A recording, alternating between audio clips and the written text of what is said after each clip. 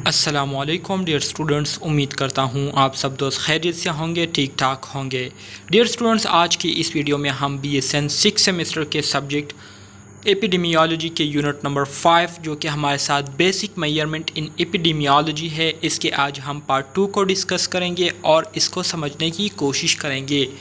Dear student, जैसे कि मैंने पहले भी आपको बताया था कि ये यूनिट जो है काफ़ी ज़्यादा इम्पोर्टेंट है एग्ज़ामिनेशन के हवाले से। क्यों इम्पोर्टेंट है इसकी वजह भी मैंने आपको बताया था कि ये इस यूनिट में जो है आपके साथ जो है बहुत ज़्यादा बेसिक टर्मिनोलॉजीज़ यूज़ हुए हैं और इसके साथ साथ जो है आप के साथ जो है इस यूनिट में फार्मूलेस जो है वो मेंशन किए गए हैं। इन फार्मूलास के ज़रिए जो है बहुत सारे MCQs के MU के एग्ज़ामिनेशन में आने के चांसेस है और ये फार्मूलास जो है बहुत ही आसान है। इसमें जो है मुश्किल की कोई ऐसी बात नहीं है जिससे आप जो है वो टेंशन में पड़ जाए या स्ट्रेस में पड़ जाए। सो इसको जो है कहने का मतलब ये है कि इसको आप गौर से सुने, अंडरस्टैंड करने की कोशिश करें और अपने कंसेप्ट को क्लियर करने की कोशिश करें। ठीक है, सो डियर स्टूडेंट, स्टार्ट करते हैं जहां से हमने इसको छोड़ा था। ठीक है,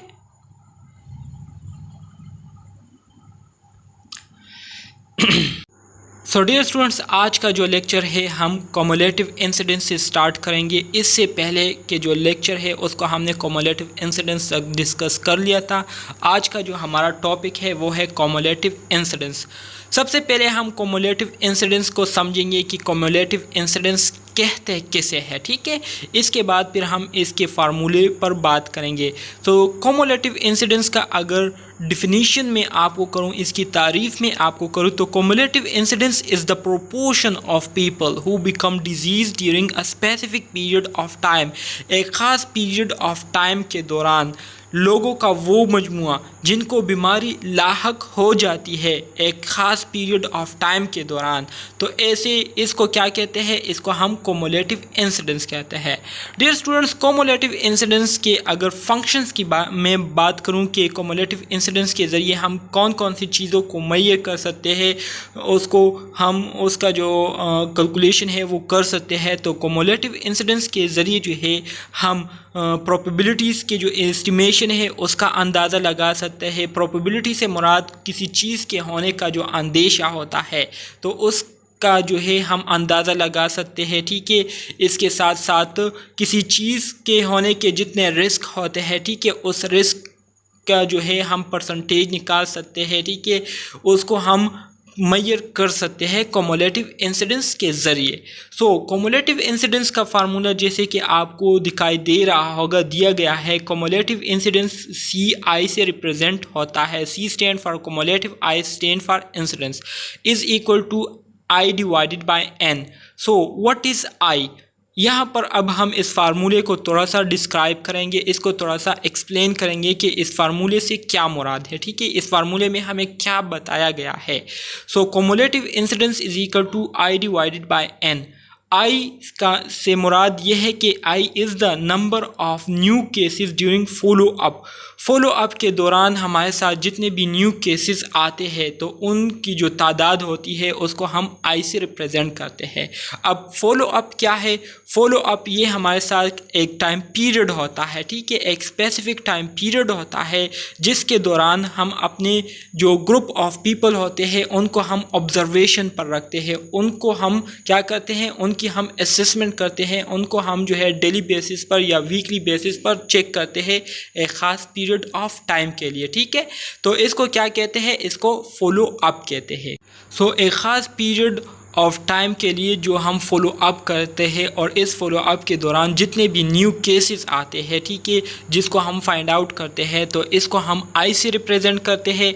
इसके अलावा N क्या है? N is the total number of people disease free in a population. अब इस फॉलो अप के दौरान हमारे साथ जो जितने लोग होते हैं जिनको अभी बीमारी लाहक नहीं हुई होती तो उनकी जो टोटल पॉपुलेशन है उसको हम N से रिप्रेजेंट करते हैं। ठीक है, so measure the frequency of addition of new cases of disease and is always calculated for a given period of time. हमारे साथ जो कम्युलेटिव इंसिडेंस होता है इसमें हम जितने भी न्यू केसेस जो है ये काज हो रहे होते हैं तो उनकी फ्रीक्वेंसी को हम मेजर करते हैं। फ्रीक्वेंसी से मुराद the number of occurrence of an event in a population. एक पॉपुलेशन में एक इवेंट कितनी शिद्दत से या कितनी तादाद से हो रही है तो इसको कहते हैं फ्रीक्वेंसी। ठीक है, सो एक ख़ास पीरियड ऑफ टाइम के लिए हम इन न्यू केसेस को क्या करते हैं, इनकी तादाद को हम मेजर करते हैं। Must always state the time period. इसमें हमेशा जो है हम टाइम पीरियड को क्या करते हैं, मेंशन करते हैं। बाज़ों का जो है ऐसा भी होता है कि टाइम पीरियड जो है वो मेंशन नहीं किया गया होता और तो हम उसको ऑटोमेटिकली ख़ुद जो है वो अपने से उसको फिर हम मेंशन नहीं करते। ठीक है, सो ये हमारे साथ कम्युलेटिव इंसिडेंस का फार्मूला है। इसको हम आगे जो है अब एग्ज़ाम्पल पर थोड़ा सा अप्लाई करेंगे। ठीक है, prevalent cases must exclude before follow up. Dear student, जैसे कि मैंने आपको कहा कि फॉलो अप ये हमारे साथ एक प्रोसीजर होता है। ठीक है, एक मेथड होता है, एक अमल होता है जिसमें हम क्या करते हैं, एक ख़ास लोगों का जो है एक ग्रुप जो है उसको बनाते हैं।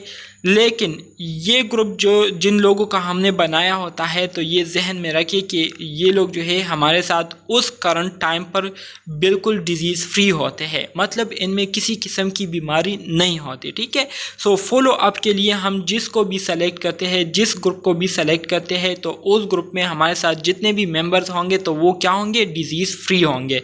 तो फॉलो अप के दौरान अगर कोई बंदा ऐसा हो जिसको बीमारी लाहक हुई हो तो फॉलो अप को स्टार्ट करने से पहले हम उनकी उस बीमारी को जो है उसको एक्सक्लूड कर देते हैं अपनी कैलकुलेशन से, उसको बाहर निकाल देते हैं और उसको जो है हम काउंट नहीं करते अपने कम्युलेटिव इंसिडेंस के कैलकुलेशन में। ठीक है, इनिशियली आइडेंटिफाई अ पॉपुलेशन। अब जब हम कम्युलेटिव इंसिडेंस को करते हैं तो इसके लिए हम एक स्टेप वाइज प्रोसेस को फॉलो करते हैं। सबसे पहले हम एक पॉपुलेशन को क्या करते हैं, सेलेक्ट करते हैं, एक ग्रुप बनाते हैं। ठीक है, ग्रुप को बनाने के बाद फिर हम उनमें लोगों को चेक करते हैं कि आया इनको पहले से कोई बीमारी तो मौजूद नहीं है या बिल्कुल डिजीज़ फ्री है। ठीक है, अगर किसी को बीमारी हुई है या कोई जो है वो ऑलरेडी पहले से बीमार है तो उनको हम क्या करेंगे, उनको हम एक्सक्लूड करेंगे इस मेजरमेंट से, इन कैलकुलेशन से हम उनको निकालेंगे। और जितने हमारे साथ डिजीज़ फ्री लोग होंगे जिनको कोई बीमारी नहीं होती उस मौजूदा टाइम पर तो उनको हम अपनी जो मेजरमेंट है उसमें हम उनको शामिल कर देते हैं। ठीक है, अब यहाँ पर डियर स्टूडेंट्स एक एग्ज़ाम्पल दिया गया है, इसको आप थोड़ा सा गौर से सुने। ठीक है, अगर आप इसको समझेंगे तो आगे जितने भी फार्मूलाज है, जितने भी एग्ज़ाम्पल है उनको आप आसानी से कर सकेंगे। एग्ज़ाम्पल में आपको डेटा दिया गया है, कहते हैं कि हमारे साथ एक टोटल पॉपुलेशन है, एक ख़ास ग्रुप जो है आपको मेंशन किया गया है जिनकी जो पॉपुलेशन साइज़ है वो तकरीबन 1000 मेंस पर मुश्तमिल है और इनकी एज जो है वो 45 है। 1000 मर्दों पर मुश्तमिल एक ग्रुप है। ठीक है, जिसको हम एन से रिप्रेजेंट करते हैं। अब इन 1000 लोगों में जो है तकरीबन 50 लोगों को जो है प्रोस्टेट कैंसर हो चुका है। ठीक है, या हो गया है। Follow up 10 year. तो अब इन 1000 लोगों को हम क्या करेंगे, 10 साल के लिए हम इनको क्या करेंगे, ऑब्ज़र्व करेंगे, इनको चेक करेंगे कि इन 10 सालों के दौरान कितने लोगों में जो है, इन 1000 लोगों में से कितने लोगों को चांसेस है कि इनको भी प्रोस्टेट ग्लैंड हो जाए। ठीक है, मेरे क्वेश्चंस को आप समझे। ठीक है, तो डेटा जो है हमें दिया गया है, डेटा में कहा गया है कि हमारे साथ एक टोटल पॉपुलेशन साइज़ है जो कि 1000 मेन पर मुश्तमिल है जो कि 45 ईयर्स के है। ठीक है, इन 1000 लोगों में 50 लोगों को जो है प्रोस्टेट कैंसर हो चुका है। ठीक है, प्रोस्टेट कैंसर उनको हो चुका है और अब इन 1000 लोगों को हमने 10 साल के लिए क्या करना है, इनको ऑब्ज़र्व करना है। इनका जो है हमने डेली बेसिस पर या वीकली बेसिस पर 10 साल तक हमने इनको चेक करना है। ठीक है, इनकी असेसमेंट करनी है। तो इन 10 सालों के दौरान कितना परसेंट या कितनी परसेंट चांसेस है कि इन 1000 लोगों में से कितने परसेंट लोगों को जो है प्रोस्टेट कैंसर के काज होने के चांसेस है या रिस्क है। उम्मीद करता हूँ मेरे इस क्वेश्चन को आप सब दोस्त समझ गए होंगे कि मैं क्या कह रहा हूँ आप सब दोस्तों को। तो यहाँ पर आपसे पूछा गया है कि number one loss to follow up. अब मतलब इस फॉलो अप के दौरान जो है जो लोग लॉस्ट हो गए हैं, ठीक है, मतलब जिनकी डेथ हो गई है, उनको उनकी तादाद या हमें बताए या नंबर, यहाँ पर कहा गया है कि no one loss to follow up. Follow up के दौरान जो है किसी की भी डेथ नहीं हुई है, ठीक है, and no one withdraw from the study, और किसी ने भी इस फॉलो अप प्रोसेस को नहीं छोड़ा हुआ है 10 साल तक, ठीक है। तो फार्मूला जैसे कि आप दोस्तों को पता है कि हमारे साथ जो कम्युलेटिव इंसिडेंस का फार्मूला है वो हमारे साथ CI is equal to number of new cases, ठीक है, divided by total population size, जिसको हम n से रिप्रेजेंट करते हैं। तो अब हमारे साथ डेटा में जो I है, I में हमारे साथ कितने लोगों को प्रोस्टेट कैंसर हुआ है, 50 लोगों को, तो I की जगह हमने 50 को क्या किया, पुट कर दिया, ठीक है। और जो टोटल पॉपुलेशन हमारे साथ है वो कितनी है, n हमारे साथ 1000 है, ठीक है, तो n की जगह हमने यहाँ पर 1000 को पुट कर दिया। डियर स्टूडेंट्स, अब 50 को हम जब 1000 पर डिवाइड करते हैं तो इससे हमारे साथ ये आंसर आता है 0.05, ठीक है। अब ये हमारे साथ जो है फ्रैक्शन में आंसर आ गया, ठीक है। अब इस फ्रैक्शन को हमने परसेंटेज में कन्वर्ट करना है, ठीक है, क्योंकि हमने जानना है कि कितने परसेंट लोगों को जो है वो टोटल पॉपुलेशन में प्रोस्टेट कैंसर के चांसेस हो सकते हैं। तो इस 0.5 को हमने मल्टीप्लाई करना है 100 के साथ, ठीक है। आप इसको 100 के साथ मल्टीप्लाई कर दें तो जब आप करेंगे तो इससे आपके पास जो आंसर आएगा वो आएगा 5, ठीक है। तो तकरीबन 5% लोगों को जो है इन 10 सालों के दौरान जो है इनको चांसेस है कि इनको भी प्रोस्टेट ग्लैंड या प्रोस्टेट कैंसर जो है वो हो जाए, ठीक है। तो ये हमारे साथ एक एग्जाम्पल हो गया। अब इसी तरह से बिल्कुल यही स्टेटमेंट है, ठीक है, इसमें आप जो है डेटा को जो है चेंज कर दे, 1000 की जगह 2000 लिखते, 50 की जगह 100 लिखते, और फॉलो अप की जगह जो है 10 ईयर्स लिखते, ठीक है। तो 10 ईयर्स की जगह 5 ईयर्स चले लिखते, लेकिन जो फार्मूला है, अगर आपके पास फार्मूला जो है आपको याद हो, ठीक है, आपको स्टेटमेंट की समझ आ जाए, तो आपके लिए इस क्वेश्चन को हल करना इतना आसान हो जाएगा कि आप उसको जो है फिर आंख बंद कर, बल्कि विदाउट कैलकुलेशन, विदाउट कैलकुलेटर जो है आप उसको फिर कैलकुलेट कर सकेंगे। तो ये तरीका है, ठीक है। कॉमुलेटिव इंसिडेंस के प्रॉपर्टीज़ है, ठीक है, इसके ज़रिए हम क्या कर सकते हैं, most common way to estimate risk. Cumulative incidence ये हमारे साथ एक ऐसा पैरामीटर है जिसके ज़रिए हम आसानी से जितने भी रिस्क है, जितने भी चांसेस होते हैं किसी इवेंट के होने के, तो उसका हम अंदाज़ा लगा सकते हैं। इसके अलावा ऑलवेज़ अ प्रोपोर्शन, इसमें हमारे साथ जितने भी आंसर आते हैं वो ऑलवेज़ प्रोपोर्शन में होते हैं, ठीक है। प्रोपोर्शन से मुराद परसेंटेज में होते हैं हमारे साथ, या उसको हम परसेंटेज में करते हैं। एज्यूम अ फिक्स और close cohort for brief specified period of time, इसको हम एक brief specified period of time के लिए यूज़ कर सकते हैं। इन रियलिटी, अगर रियलिटी में हम देखें, attrition is a huge problem. Attrition जो है ये हमारे साथ एक ह्यूज प्रॉब्लम है। एट्रीशन से मुराद ये है कि जो फॉलो अप के दौरान जो मसले मसाइल आते हैं तो उसको हम एट्रीशन कहते हैं। Like losses to follow up के दौरान किसी की डेथ हो जाए, ठीक है, या कोई बंदा जो है वो फॉलो अप प्रोसीजर को छोड़ जाए, ठीक है, या इसके अलावा दूसरे कंपीटिंग रिस्क आ जाए। तो ये सारी चीज़ें जो है असल में हमारे साथ बहुत ज़्यादा होती है अगर रियल में हम इस फॉलो अप को फॉलो करें, ठीक है। Formula does not reflect continuously changing population size for dynamic cohort, ठीक है। Does not allow subject to be follow for different time periods. Person time and rates, person times और rates क्या है, इस पर अब हम बात करेंगे।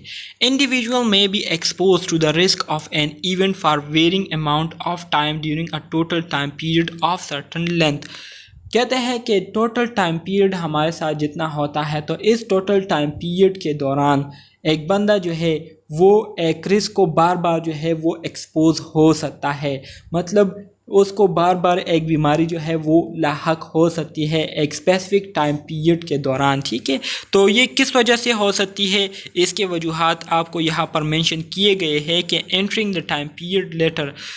सबसे पहली वजह जो है वो ये बताई गई है कि हो सकता है कि जो बंदे को बीमारी बार बार लाहक हो रही है ये इस वजह से हो रही है कि इसने जो टाइम पीरियड था या जो फॉलो अप प्रोसेस था उसको बाद में जो है उसको ज्वाइन किया था, ठीक है, या leaving the time period earlier, या हो सकता है कि ये बंदा जो है जो हमारे साथ टाइम पीरियड होता है फॉलो अप का उसको जो है टाइम से पहले छोड़ दे।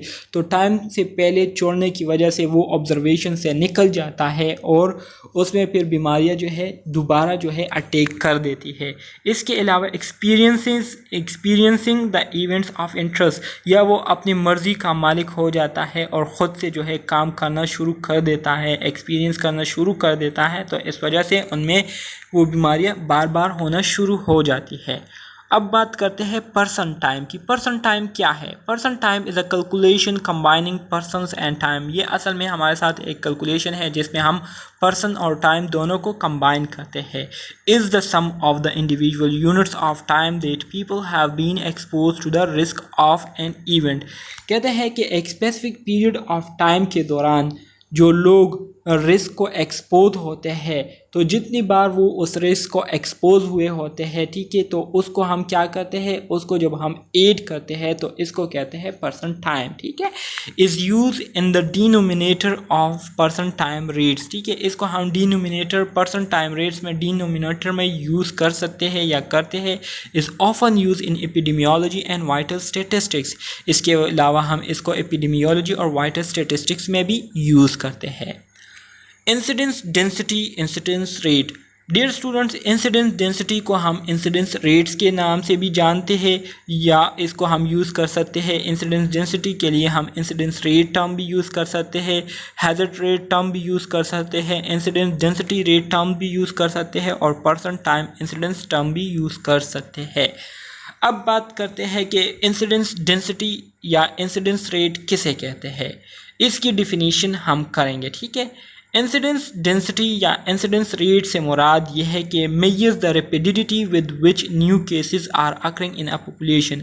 एक पॉपुलेशन में जो न्यू केसेस हो रहे हैं तो ये कितनी स्पीड से हो रहे हैं, हम इसके स्पीड को मेजर करते हैं, ठीक है, कि एक बीमारी जो है वो कितनी स्पीड से जो है पूरे पॉपुलेशन में फैल रही है, लोगों को जो है जल्दी जल्दी हो रही है, तो किस स्पीड से हो रही है। तो इस इंसिडेंस रेट या इंसिडेंस डेंसिटी के ज़रिए हम इसके स्पीड को क्या करते हैं, मेजर करते हैं, ठीक है। तो ये हमारे साथ इंसिडेंस डेंसिटी हो गई। It measures the rate at which new events occur in a population. Incident density में हम क्या करते हैं, उस रेट या उस स्पीड को मेजर करते हैं जिसके ज़रिए जो है पूरे पॉपुलेशन में एक बीमारी या एक इवेंट जो है वो हो रहा होता है, ठीक है।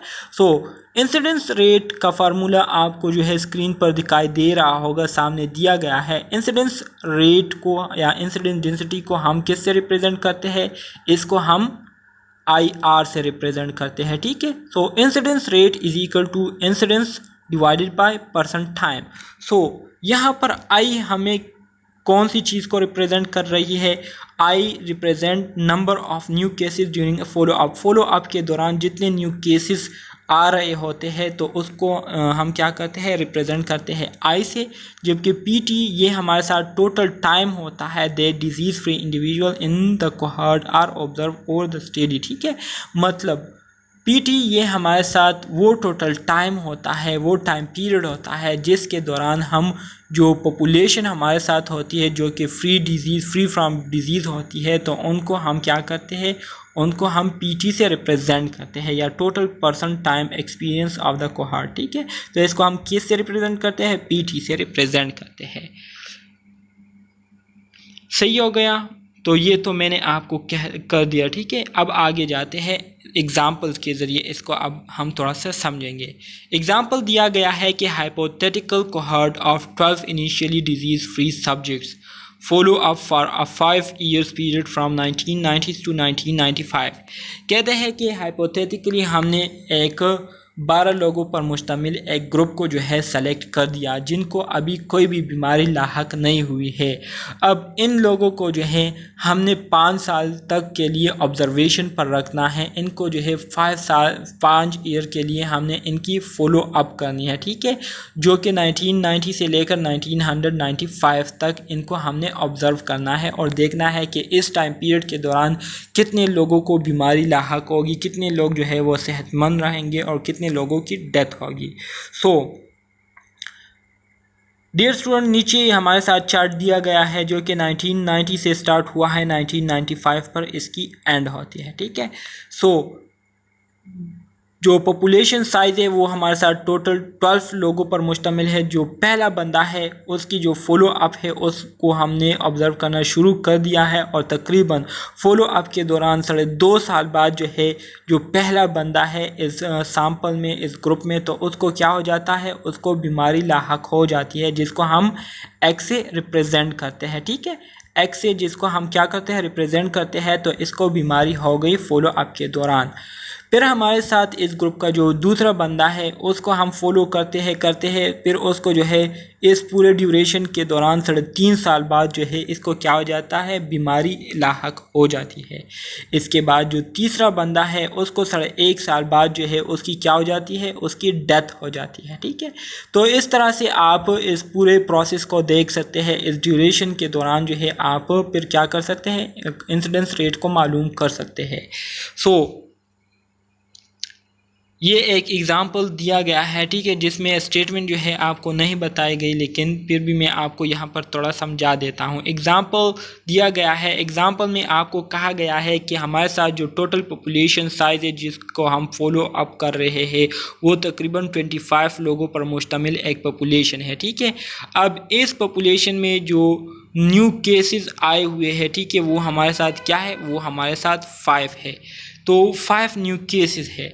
तो कहते हैं कि आप इसकी जो स्पीड है इसको आप मालूम करें कि कितनी स्पीड से इस पॉपुलेशन में जो है बीमारी फैलेगी। तो इंसिडेंस रेट फार्मूला आपके साथ दिया गया है I divided bye PT। I की जगह आपने 5 लिख देना है, PT की जगह आपने 25 लिख देना है और 5 को डिवाइड करें 25 पर, आपके पास आंसर आ जाएगा 0.20, ठीक है, ये आंसर आ गया। अब इसको अगर आप 100 से मल्टीप्लाई करते हैं तो इससे आएगा 20, ठीक है, 20%। तो इसका मतलब ये होगा कि इन 10 सालों के दौरान तकरीबन 25 लोगों का जो पॉपुलेशन है इसमें तकरीबन मज़ीद 20 न्यू केसेस जो है, मतलब हमें 100 लोगों पर ईयर के लिहाज से, मतलब साल में तकरीबन 100 लोगों में से 20 न्यू केसेस जो है वो हमें देखने को मिलेंगे, ठीक है। या अगर इसको हम 1000 से मल्टीप्लाई करते हैं 0.20 को, तो इससे हमारे साथ क्या आएगा, इससे हमारे साथ फिर 200 आंसर आएगा। और इसका मतलब ये होगा कि पर ईयर के लिहाज से जितने 1000 पॉपुलेशन का जो ग्रुप है हमारे साथ, ठीक है, तो 1000 लोगों में तकरीबन 200 लोगों को जो है उनको बीमारी लाहक होंगी, ठीक है। तो ये हमारे साथ एक एग्ज़ाम्पल हो गया। अब आ जाते हैं डियर स्टूडेंट प्रिवेलेंस की तरफ कि प्रिवेलेंस किसे कहते हैं। प्रिवेलेंस जो है बहुत ही इम्पॉर्टेंट है। इंसिडेंस, प्रिवेलेंस, ये सारी चीज़ें जब आप इसको समझेंगे तो आपके लिए आगे बहुत ज़्यादा आसानी होगी, ठीक है। सो स्टार्ट करते हैं प्रिवेलेंस से। Prevalence is the measuring of existing cases of a health condition is called prevalence.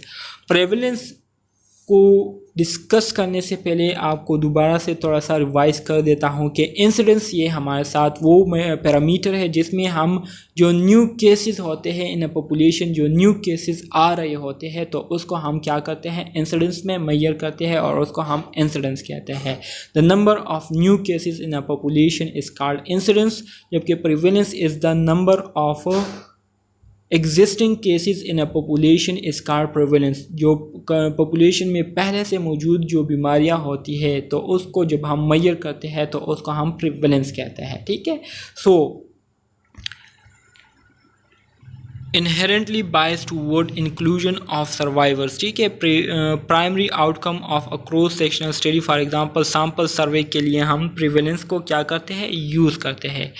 इसके अलावा हमारे साथ प्रिवेलेंस के 2 टाइप्स है, एक हमारे साथ पॉइंट प्रिवेलेंस, एक हमारे साथ पीरियड प्रिवेलेंस। इसके अलावा हमारे साथ प्रिवेलेंस रेट भी है जो कि यहाँ पर मेंशन नहीं किया गया। तो डियर स्टूडेंट्स, प्रेवलेंस का जो है एक डिसएडवांटेज हमारे साथ ये है कि प्रेवलेंस जो है ये हमें इस बात के बारे में कोई इन्फॉर्मेशन नहीं देती कि जो बीमारी लाहक हुई है तो ये कब लाहक हुई है, मतलब इसका जो बिगनिंग है, जो शुरुआत है, उसके बारे में हमें कोई इन्फॉर्मेशन नहीं देती, ठीक है। सो आगे बढ़ते हैं डियर स्टूडेंट्स, इन टाइप्स को डिस्कस करते हैं। प्रेवलेंस के जो टाइप्स हैं हमारे साथ, सबसे पहला जो टाइप है उसको हम प्रिवेलेंस रेट कहते हैं। प्रिवेलेंस रेट ये हमारे साथ लोगों का वो प्रोपोर्शन होता है पॉपुलेशन में जिनको जो है एक ख़ास बीमारी एक ख़ास पॉइंट इन टाइम में, एक ख़ास पीरियड ऑफ टाइम में उनको वो ख़ास बीमारी लगी हुई होती है, लगी हुई हो चुकी होती है, तो उसको हम प्रिवेलेंस रेट कहते हैं।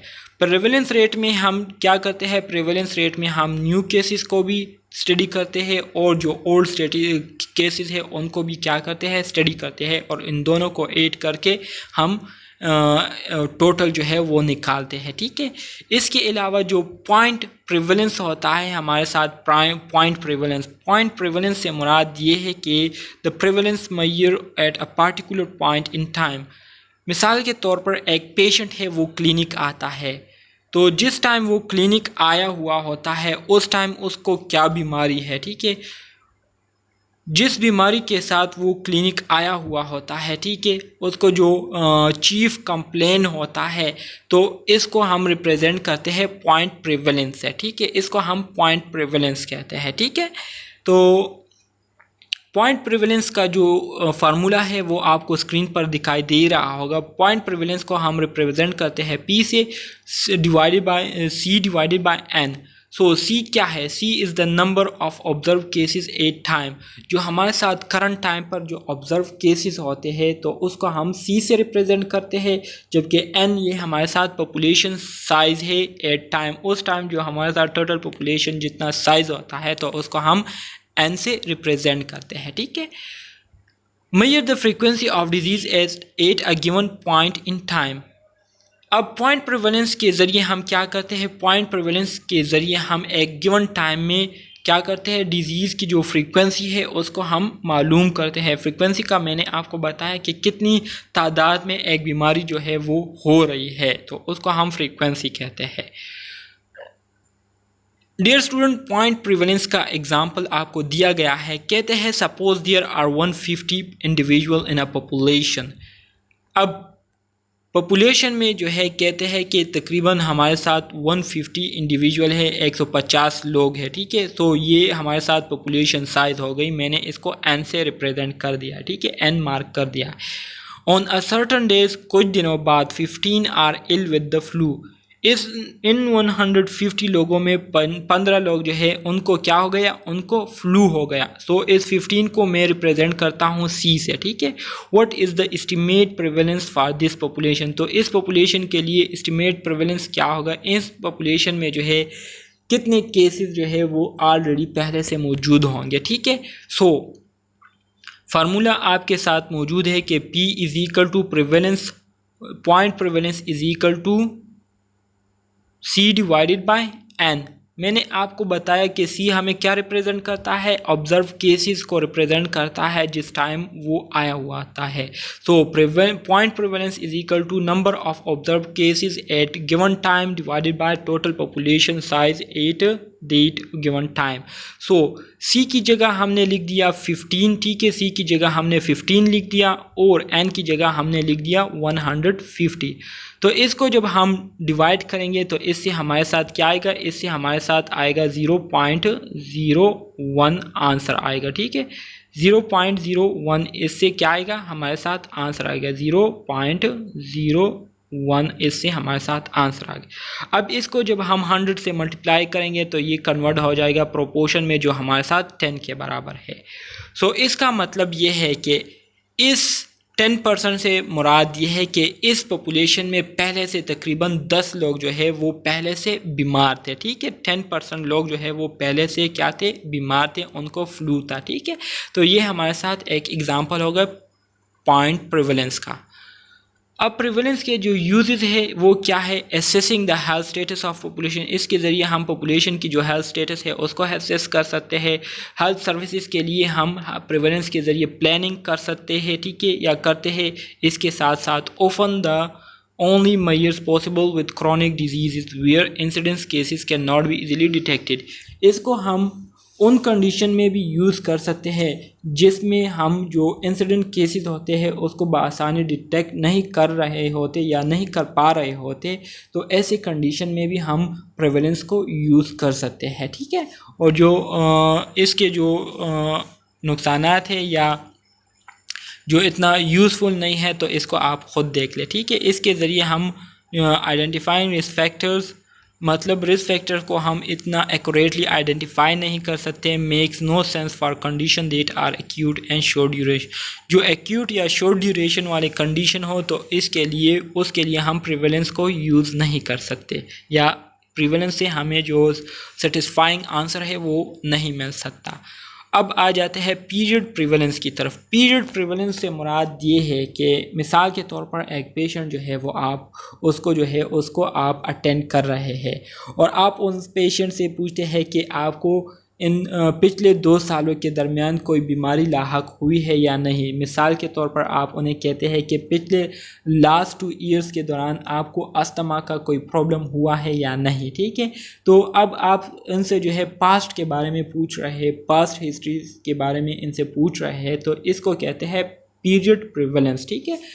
पीरियड प्रिवेलेंस को हम क्या करते हैं, पीपी से रिप्रेजेंट करते हैं। Period prevalence is equal to number of observe cases at a point time plus number of new cases, ठीक है, in at a given time divided by total population size.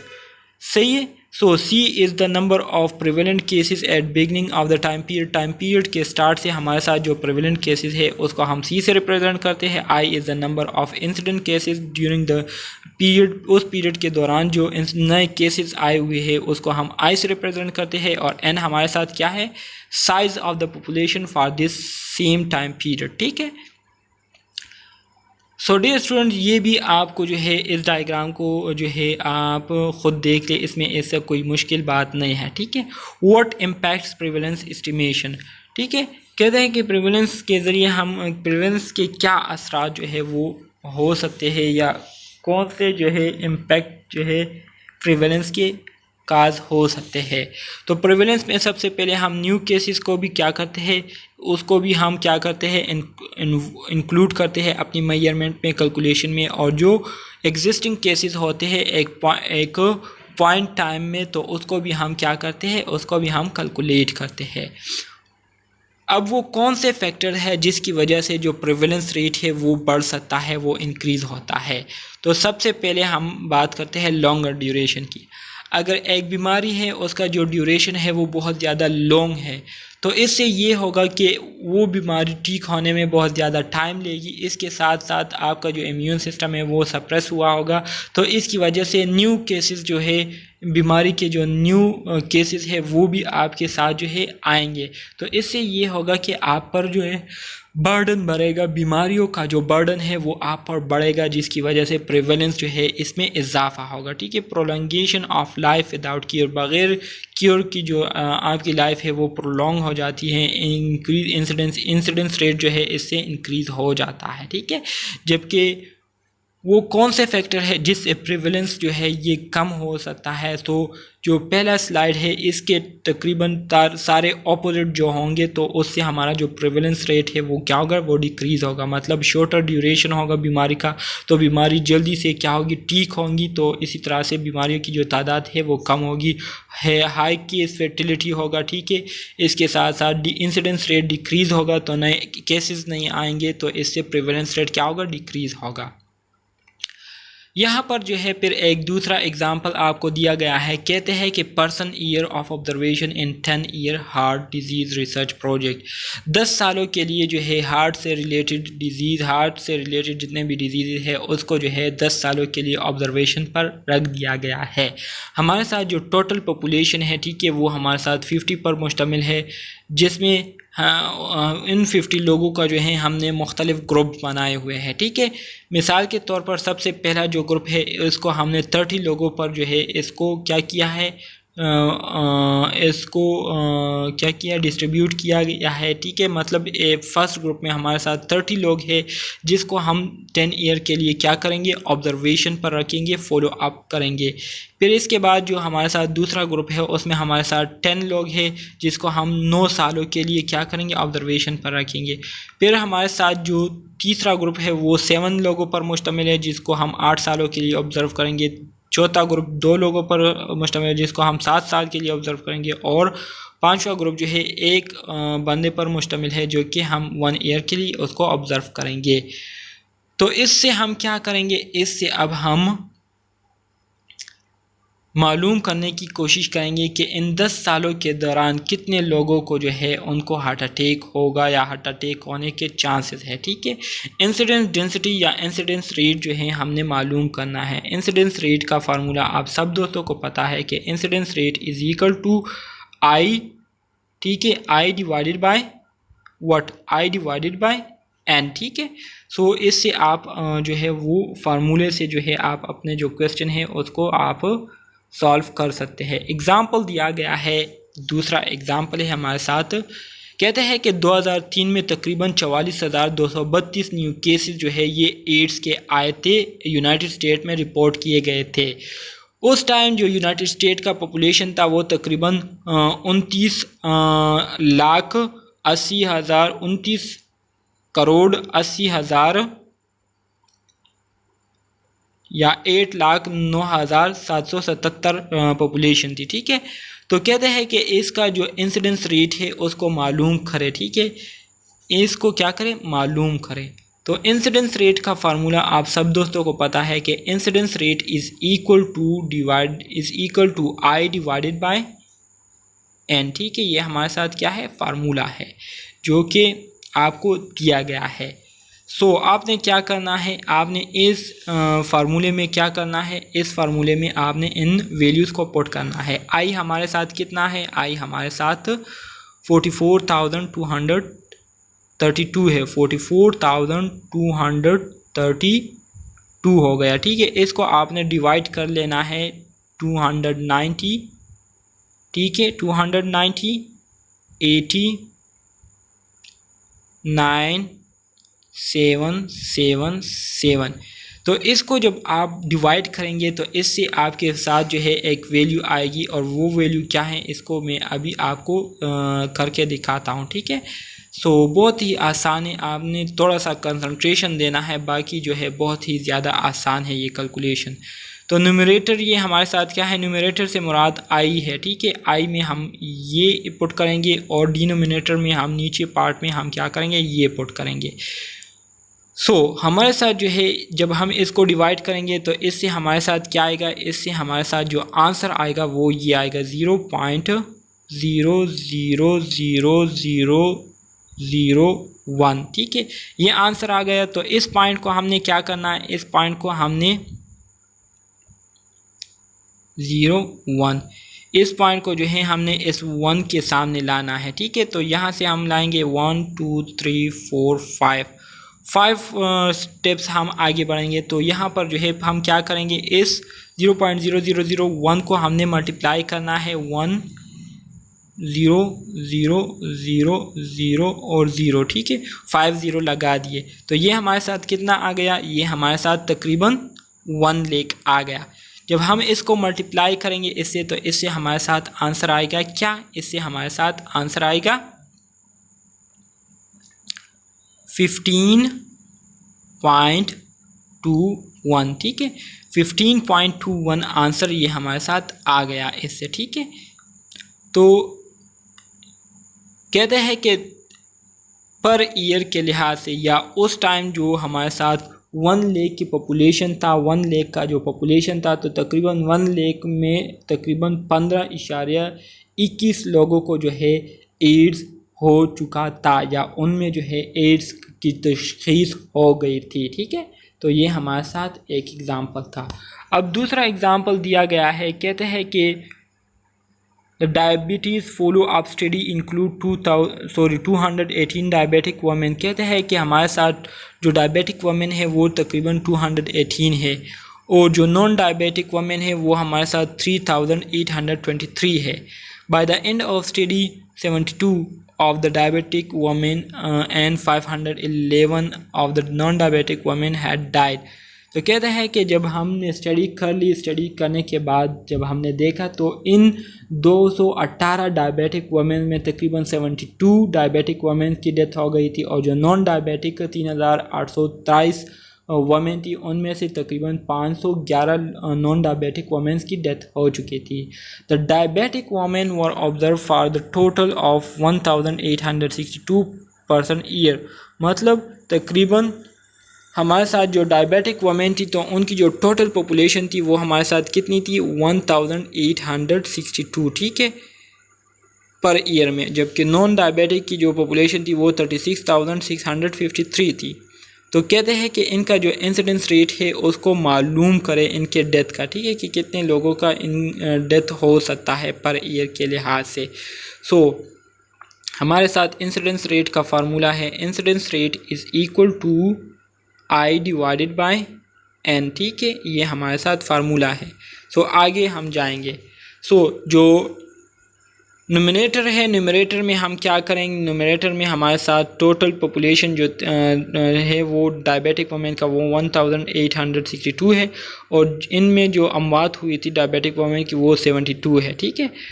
तो पर्सन टाइम रेट हमारे साथ क्या है, तो इसको हम क्या करेंगे, मालूम करेंगे। 72 को आप डिवाइड करें 1862 पर, ठीक है, तो इससे हमारे साथ 0.0386 आंसर आ जाएगा। इस 0 पॉइंट को हमने जो है कहाँ लेना है, 8 के सामने लाना है। तो 1 2 3 स्टेप्स हम आगे आएंगे, तो इसको हम क्या करेंगे, मल्टीप्लाई करेंगे किससे, 1000 से। सही, 1000 से जब हम मल्टीप्लाई करेंगे तो 1000 से नहीं 100 से मल्टीप्लाई करेंगे, ठीक है।